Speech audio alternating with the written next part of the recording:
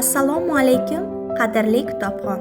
Navbatdagi book treylerimiz taniqli rus yozuvchisi, tarixiy badiiy romanlar muallifi Sergey Borodinning Samarqand osmonida yulduzlar asari asosida tayyorlangan.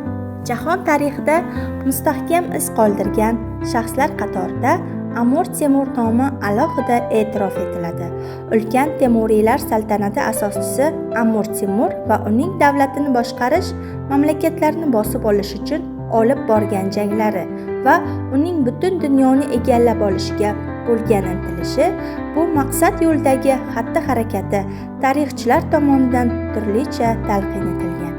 Amir Temur shaxsiga qiziqqan ziyrak kitobxon uchun navbatda taqdim etilayotgan Sergey Borodinning yirik roman trilogiyasida Jahongirning olib borgan janglari bilan bir qatorda uning shaxsi, ichki olami haqida so'z boradi.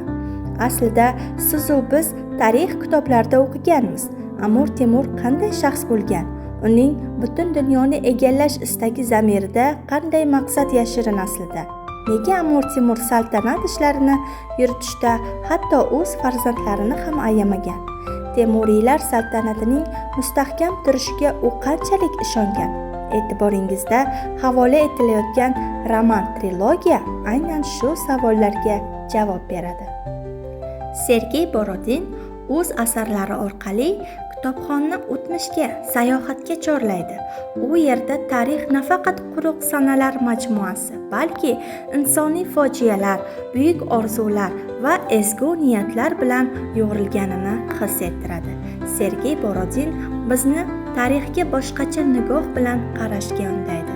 U tarixni jonlantiradi. Obrazlar orqali o'tmishni yuragimizga yaqinlashtiradi. Shuning uchun ham uning asarlari o'z qadrini yo'qotmaydi, balki har davrda yangicha ma'no kasb etadi.